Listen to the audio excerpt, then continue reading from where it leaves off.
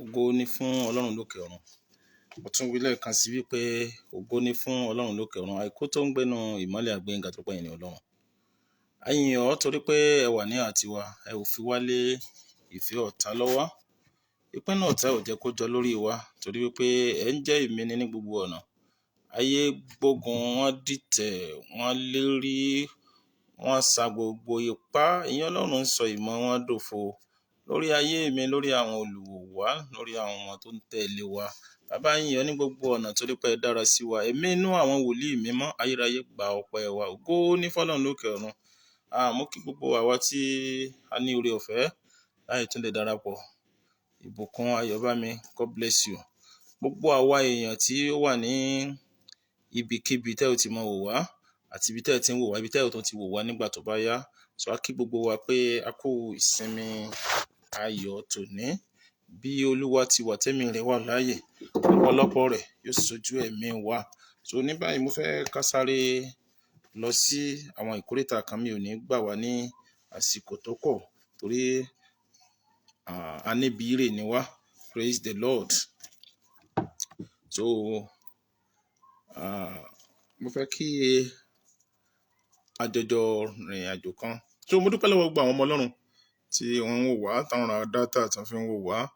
Iná ò ní tán lọ́wọ́ yín, ẹ ò ní ná kan tán kẹ̀ tó rí kan. Ìjì tí ń gbọ́n orí sọ̀nà mọ́ mi lọ́wọ́ lórúkọ Jésù kò ní wọnú ilé yín lórúkọ Jésù. Wọ́n ti ẹ̀ kówó nílẹ̀ èyí tẹ́yìn ò ná wọn ò ní kó nílẹ̀ torí mo sọ fún wa, mo ní àwọn èèyàn máa ń sọ pé ẹnu kẹ̀ ní lówó wà. Èmi ò fẹ́ gbọ́ yẹn. Ìdí ni wípé ọwọ́ Ọlọ́run ni owó tiwa wà. Èyí tí ó mọ̀ ná Ọlọ́run yóò sì máa pèsè rẹ̀ fún wa, yóò máa pèsè rẹ̀ fún alábáwò ẹni tó ní ìmọ̀ tí kò ní ìmọ̀ nípa Ọlọ́run.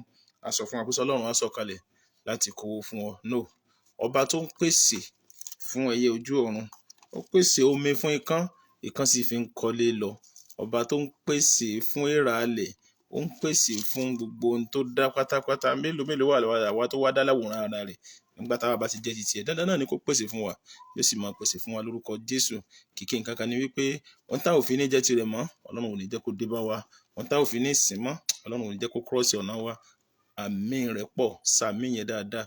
Ògo ni fọ́lọ́run lókè ọ̀run. So ní báyìí mo fẹ́ kí a sáré ká yára ṣàṣà ká lọ sínú ọ̀rọ̀ Ọlọ́run ká fi rìnrìn àjò tòní ká tó tẹ̀síwájú nínú àdúrà bíi mẹ́ta tá a tán ní láti gbà torí mi ò ní gbà wá lásìkò. Mi ò fẹ́ máa waste data wa torí mo wo bí orílẹ̀-èdè ṣe rí. Ọlọ́run yóò ràn wá lọ́wọ́, kì í ṣe waste.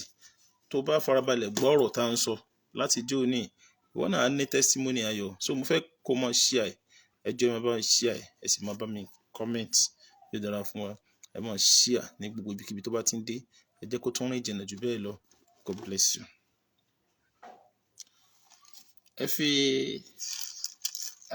Ẹ jẹ́ ká fi ìwé Psalm bẹ̀rẹ̀. Orin Dáfídì orí keje ẹsẹ̀ ìkíní.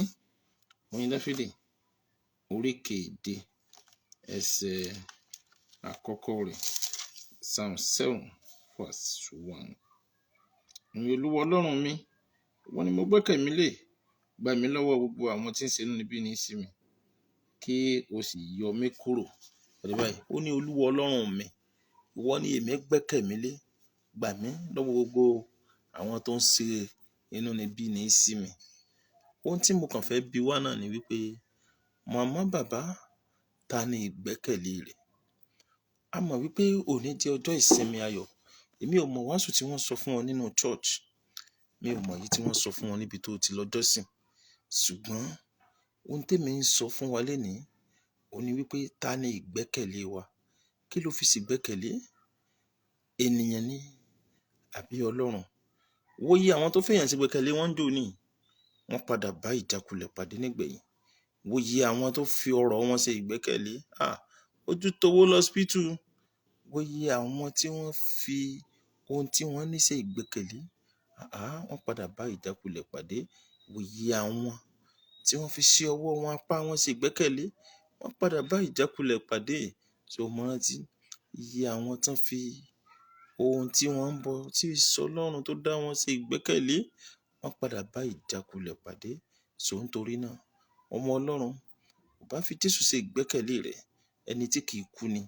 Ó ní èmi ni Alpha àti omega, ẹni ìbẹ̀rẹ̀ àti òpin, ó ní ẹni tó wà tí ó sì wà tó sì tún máa wà nígbà táyé ò ní sí mọ́. So a ò bá fi ṣe ìgbẹ́kẹ̀lé. Kí ni ìdí? Ni wípé ní mo lọ́rẹ́ kan, Jésù lórúkọ rẹ̀ o. Mo lọ́rẹ́ kan, Jésù lórúkọ rẹ̀. Kò dà mí rí, bẹ́ẹ̀ ni kò dójú tì mí rí. Ọ̀rẹ́ òdodo mọ̀ ni, Jésù lórúkọ rẹ̀. So ọ̀rẹ́ wa ọ̀rẹ́ òdodo ni. Ọ̀rẹ́ tí kì í yẹ ọ̀rọ̀ rẹ̀. Ọ̀rẹ́ tí kì í yẹ májẹ̀mú rẹ̀. Èèyàn ló máa ń dalẹ̀ májẹ̀mú. Ọlọ́run ò kì í dalẹ̀ májẹ̀mú. Kí ni májẹ̀mú? Ni pé ìpinnu tó ti pinnu.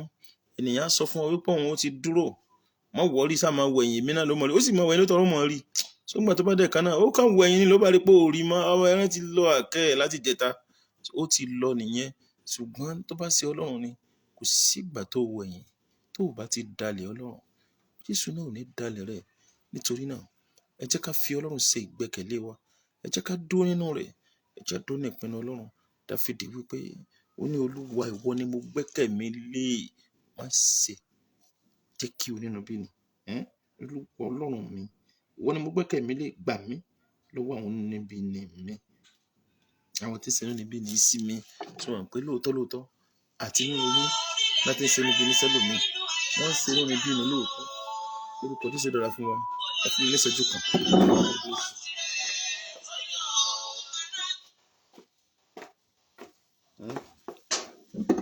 Mo wà ní program.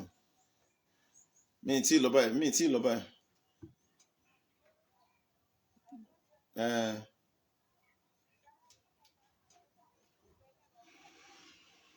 Tọ́.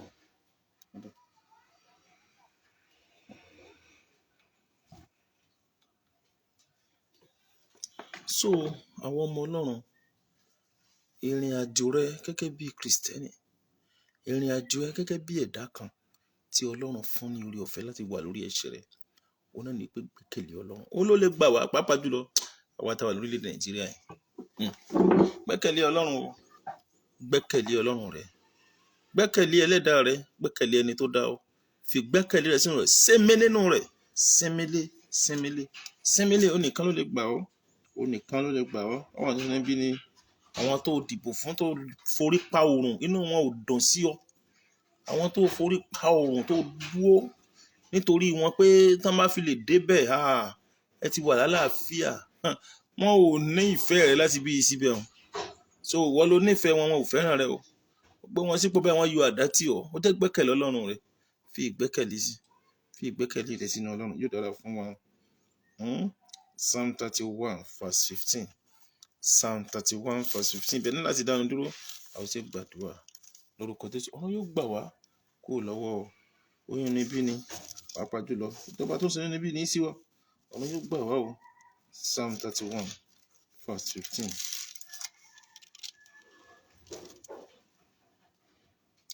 Ní ìgbà mi ń bẹ ní ọwọ́ rẹ̀. Gbà mí ní ọwọ́ àwọn ọ̀tá mi àti ní ọwọ́ àwọn tí ń ṣe níbí ní sí mi. Ẹ gbọ́. Ó ní Dáfídì wípé ìgbà mi ń bẹ lọ́wọ́ rẹ̀. That means ìgbà ọ̀sán, ìgbà àárọ̀, ìgbà àṣálẹ́, ìgbà ìyálẹ̀ta, ìgbà mi wà lọ́wọ́ rẹ̀. Ó ní ìgbà mi wà lọ́wọ́ rẹ̀. Gbà mí lọ́wọ́ àwọn tó ṣe níbí ní sí mi. That means ìwọ ló ní ìgbà mi lọ́wọ́.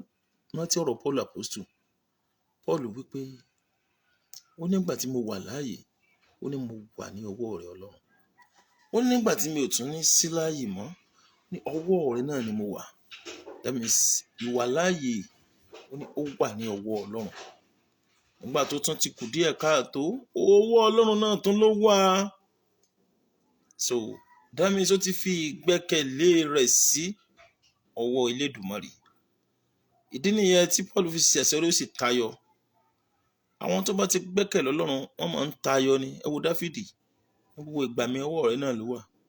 Gbogbo ìgbà tí mo ní àárọ̀, ọ̀sán, alẹ́, ìyálẹ̀ta, ìrọ̀lẹ́ ni ọwọ́ rẹ̀ náà ló wà. Kì bá sọ̀gànjọ́ òru, kódà kó sáàárín gbùngbùn ọ̀gànjọ́, ọwọ́ rẹ̀ náà ló wà. So nítorí náà, ọmọ Ọlọ́run, fi ìgbà rẹ sí ọwọ́ Ọlọ́run. Yóò gbà ọ́, yóò sì kó ọ yọ. Ọlọ́run kó bùkún ọ̀rọ̀ rẹ̀. God bless you. So nítorí náà, báyìí mo fẹ́ ká gbàdúrà. Ó sọ fọ́lọ́run. Olúwa, ìgbà tèmi náà ń bẹ lọ́wọ́ rẹ, fún mi ní ọkàn. Mo ti já ọ kulẹ̀ nípa ìgbẹ́kẹ̀lé ọ. Fàánú dáríjì mí, wá fún mi ní ọkàn láti lè gbẹ́kẹ̀mí lé ọ, láti lè fi ìgbẹ́kẹ̀lé mi sínú rẹ pátápátá. Ó yá àdúrà. Bá Ọlọ́run rẹ sọ̀rọ̀.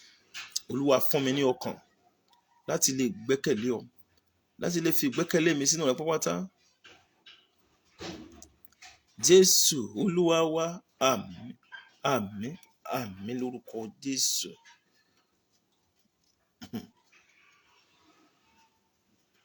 Mo sọ̀rọ̀ àṣẹjáde sínú ayé ìwọ tó rí àmì sí. Bí Olúwa ti wà tẹ́mi rẹ̀ wà láàyè, ọkàn láti lè sinmi lé Ọlọ́run. Ọlọ́run kó yọ̀ǹda rẹ̀ fún ọ. Àánú nínú bó ẹ̀jẹ̀ Kristi tẹ́nìyàn fi ń rí ìdáríjì gbà lórúkọ Jésù. Ó yá lọ rá àánú náà gbà. Agbára tí ń pa oró Sátánì àti iṣẹ́ òṣàdílé lára ẹni lórúkọ Jésù. Ó yá kó balẹ̀ ọ. Di òmìnira, di òmìnira. Sátánì ò ní lágbára lórí rẹ mọ́. Ó ti tó gẹ́. Ọwọ́ tó ń ṣe ọ níbi lórúkọ Jésù, ọwọ́ náà kó gbẹ dànù. Ọwọ́ tó ń dá ọ lóró, ọwọ́ náà kó gbẹ dànù. Màmá, bàbá, ọwọ́ tó fẹ́ gba oúnjẹ ọmọ lẹ́nu rẹ, ọwọ́ náà ó yá kó dóná dànù. Níṣẹ́jú yìí, ó yá di òmìnira. Ọkàn rẹ ó balẹ̀. O ò ní gbọ́mọ sí. O ò ní gbégbìn. O ti fi gbẹ́kẹ̀lé rẹ sínú Ọlọ́run. O ò ní rá nínú ọdún yìí. Mo ní o ò ní rá mọ́nú ọdún yìí. O ò ní rá mọ́nú ọdún yìí. Ọba tó ń kó ní yọ ní ewu yóò máa kó ọ yọ, yóò máa kó ọ yọ ní gbogbo ìhà gbogbo. Ẹ̀mí yóò máa kó ọ yọ, yóò máa yọ ọ́nú ewu, yóò fún ọ lẹ́mìí gígùn àlàáfíà. Wọ́n ti ẹ̀ kówó nílẹ̀ lórúkọ Jésù. Mo gbàdúrà, o ò ní sáláì ní ohun tó dára. Ọ̀run ó máa pèsè fún ọ, yóò máa bọ́ ọ, yóò máa pèsè fún ọ. Bẹ́ẹ̀ ni yóò rí o. Ó dá lábùkún fún. Ògo ni fọ́lọ́run lókè ọ̀run. Ẹni bá wá ní kó o máa rí ìjákulẹ̀ lórúkọ Jésù. Ó yá kó fẹ̀mí ara ẹ̀ di ẹ̀mí mímọ́. Ó yá kó gbórí rẹ sókè. Bẹ́ẹ̀ ni kó rí. Ògo ni fọ́lọ́run lókè ọ̀run. Gbọ́ àdúrà. Aṣọ àṣírí Ọlọ́run yóò dáàbò ọ́. Aṣọ àṣírí ẹ̀mọ́ yóò dáàbò ọ́.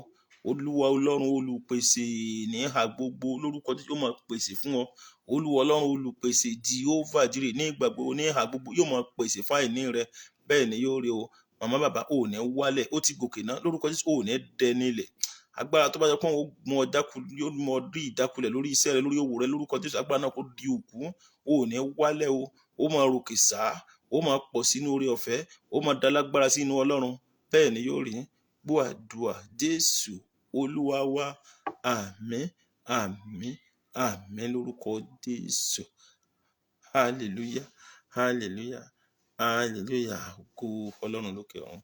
Mo dúpẹ́ lọ́wọ́ gbogbo àwọn ọmọ Ọlọ́run tí àdúró tì wá nígbà tí a ti bẹ̀rẹ̀ prógámù wa. Èmi náà dúpẹ́ lọ́wọ́ yín. Ẹ rí i pé mo sọ fún wa níbẹ̀rẹ̀ ọdún yìí pé ọpẹ́ náà ni màá máa dú lọ́wọ́ yín, torí pé bí kì í bá ṣe ti Ọlọ́run àti ẹ̀yin, torí Ọlọ́run ló fún yín lórí ọ̀fẹ́ láti lè ní dátà láti lè fi wò wá.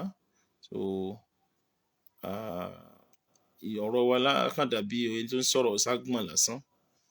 Ẹ jẹ́ ká sọ ságbọ̀n. Gbogbo ẹ̀yin tí ọ̀rọ̀ náà sì ń tún ṣe, tó ń tún ayé wọn ṣe, ẹ ò ní dẹni ẹ̀yìn o.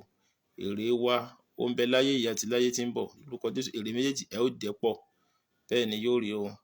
Ó ti rí bẹ́ẹ̀ o. So mo dúpẹ́ lọ́wọ́ gbogbo àwọn tí wọ́n sì ń gàn wá náà. So àwọn náà ríṣẹ́ sí lórúkọ Jésù. Agbára àyípadà Ọlọ́run yóò fi sínú ayé yín. Ẹni tó ń sọ pé irọ́ náà ń pa, àdúpẹ́ lọ́wọ́ wọn náà síbẹ̀ ó táàrí nǹkan kan sọ. Agbára àyípadà náà Ọlọ́run yóò wọnú ayé títí ẹ náà lọ. So àdúpẹ́ lọ́wọ́ Ọlọ́run. Kó rọrùn lásìkò yìí láti fa owó yọ, láti fi ra dátà káwọn máa fi gbọ́ ìwàásù, ṣùgbọ́n yóò sì rọ̀ Ọlọ́run ni, kò ní ní ọ lára.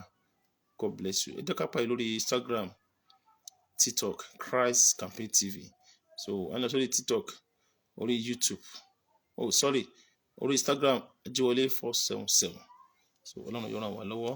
God bless you. Àánú Ọlọ́run yóò yí yín ká. Ire àti àánú yóò sì máa tọ̀ yín lẹ́yìn. Ojú ilẹ̀ mọ̀ rí gbà ní ìhà gbogbo. Straight bullet kò ní bá ọ. Ayé ò ní pa ọ́ nípa àyà. Wọn ò ní fi ọ́ palẹ̀ ọdún mọ́ o. So mo dúpẹ́ lọ́wọ́ wa gan. Adúpẹ́ lọ́wọ́ wa gan àwọn ọmọ Ọlọ́run. God bless you. Àánú yí yín ká o. So bye for now.